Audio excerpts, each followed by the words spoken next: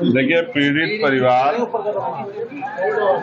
3 हफ्ते से ज्यादा का समय हो गया है और अभी तक सभी लोगों की गिरफ्तारी नहीं हुई। मेरी पीड़ित परिवार से बात हुई, उनकी एक ही मांग है कि इस पूरी घटना को अंजाम देने वाले जो मुख्य लोग हैं, जिन्होंने इसका संरक्षण किया, जिनकी जानकारी में सब हुआ, जिन्होंने आरोपियों को बल दिया इतनी बड़ी घटना को अंजाम देने का, उनकी गिरफ्तारी होनी चाहिए और उन पर सख्त से सख्त कार्रवाई होनी चाहिए। परिवार और कुछ नहीं चाहता, सिर्फ न्याय चाहता है और मैं चाहता हूं और हमारे पूरे क्षेत्र की इसकी, क्योंकि मैं यहाँ पैदा हुआ हूँ, ये मेरा घर भी है हरिद्वार।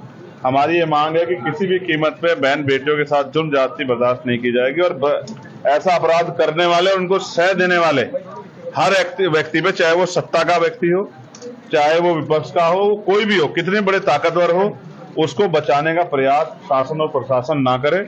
मैं ये समझता हूं, जिस तरह की चीजें मुझे बताई गई है, मैं किसी निर्दोष को सजा के पक्ष में नहीं हूं, लेकिन दोषियों को बचाने के लिए अगर नेता, सत्ता में बैठे नेता अगर अपना योगदान देंगे तो उनको ये नहीं भूलना चाहिए कि परिवार उनके भी हैं, बच्चियां उनके घरों में भी है, जिसका जाता है उसे तकलीफ होती है। ये बहुत घटना जो है, ये डरावनी घटना है और उत्तराखंड पुलिस के इकबाल पे बहुत बड़ा सवाल है।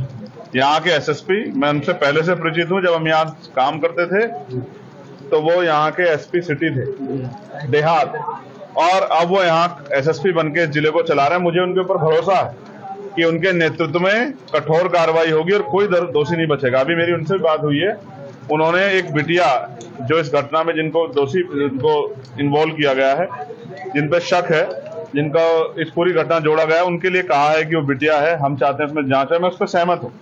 मैं नहीं चाहता किसी बच्चे के साथ कोई इस तरह का वो घटना हो, उसकी पूर्ण जांच हो जाए। लेकिन मुख्यमंत्री जी का 2 दिन पहले का बयान है, SC/ST एक्ट में जितने भी मुकदमे हैं और जितने भी उसमें आरोपी, पहले तत्कालिक उन्हें गिरफ्तारी होनी चाहिए। जिस तरह से वो ताकतवर लोग बाहर रह के इस परिवार को डराने काम कर रहे हैं और बच्चियों में और पूरे दलित समाज में क्षेत्र के डर का माहौल है, जिस तरह से वो जो है इनको प्रलोभन और न्याय को प्रभावित करने का काम कर रहे हैं, ये सब अगर उत्तराखंड पुलिस की नाक के नीचे हो रहा है तो ये बड़ा सवाल खड़ा कर रहा है। कहीं ना कहीं संरक्षण सत्ता का अपराधियों को है। मैं मुख्यमंत्री से मांग करता हूं, मैं यहाँ के सीनियर अधिकारियों से मांग करता हूं कि अपनी जिम्मेदारी का निर्वहन करें। और मुझे आशा थी कि उत्तराखंड के मुख्यमंत्री, अभी यहाँ मंगलौर में चुनाव था, यहाँ आए थे, मुझे आशा थी कि वो यहाँ आके इस परिवार का दुख बांटेंगे। लेकिन जैसा मैंने कहा, जाति कभी नहीं जाती, क्योंकि ये बच्ची दलित समाज की है। शायद उनको इनके परिवार के पास आने का समय नहीं मिला। चुनाव में उनके लोग बहुत घूमे वोट मांगने के लिए, यही सच है और इसे हमारे लोगों को भी समझना चाहिए।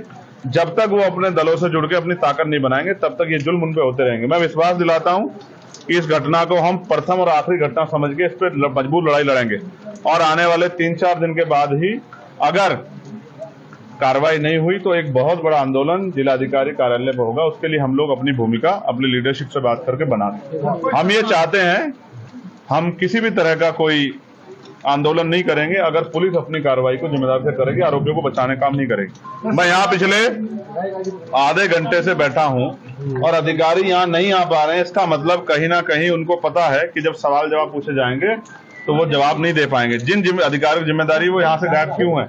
वो इसलिए गायब है क्योंकि उनको पता है कि वो अपनी ड्यूटी से धोखा कर रहे हैं, अपने कर्तव्य धोखा कर रहे हैं, इसलिए वो यहाँ से गायब है।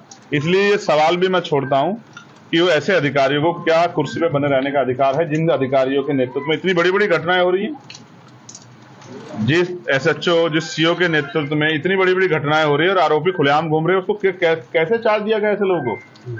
तो ये बात इस बात को स्पष्ट करती है कि कहीं ना कोई दबाव है। इस दबाव के कारण किसी बेटी को न्याय न मिले, ऐसा देवभूमि में नहीं होना चाहिए, ऐसा मेरा विश्वास।